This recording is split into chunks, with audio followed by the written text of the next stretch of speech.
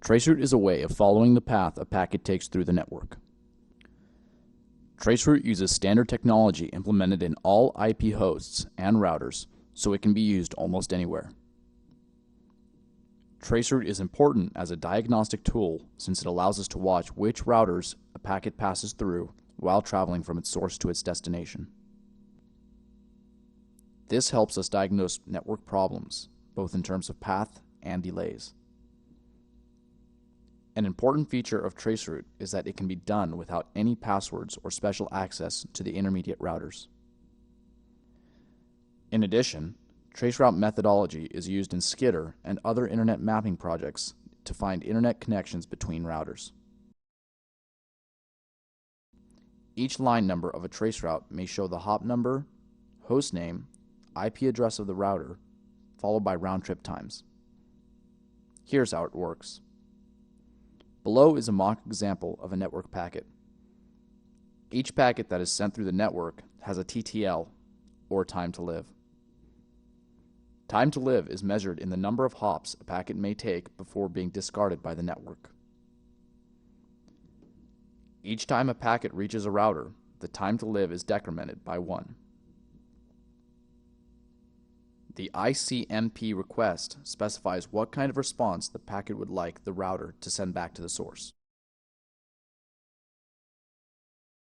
Normally, a packet will reach its destination before the TTL hits 0. The destination host replies to the sourced host's ICMP request with a response packet. The next example shows what happens if time to live is exceeded. The time to live decrements at each router. If the time to live hits 0 before the packet reaches its destination, a message is returned to the source router telling it that the time to live has expired. To find routers along the path, Traceroute sends packets with different time to live to the destination. For example, in this diagram, when a Traceroute host receives an error at host B on the way to its destination, such as time to live expired, the error message lets Traceroute know that host B is 1 hop away. This is repeated for each host. Once the error message is received, Traceroute prints the host information and round-trip times for that hop. If a packet gets lost on the return trip to the source, Traceroute prints asterisks in the round-trip time fields. This can happen if there is no answer from the destination, if there are dropped packets due to network congestion, or if the router is configured not to send a reply. Problems do exist that limit Traceroute's ability to report accurately on network routes. Asymmetry in routes the packet takes may affect Traceroute reporting.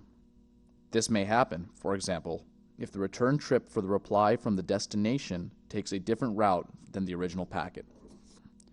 Since Traceroute can only see the forward trip, it cannot detect problems on the return trip. Excessive delays or other problems may occur on the return path, so you might be led erroneously to believe the problem is on the forward path. Reverse traceroute databases attempt to tell you the reverse routes, but these are not widely available. However, Traceroute is still useful in locating network problems. Network researchers combine multiple traceroutes to try to discover connectivity of the internet. CAIDA is using the traceroute methodology inside SCIDR to discover the topology of routers and links between machines. CAIDA has also made gtrace for showing visually the path from your machine to other hosts.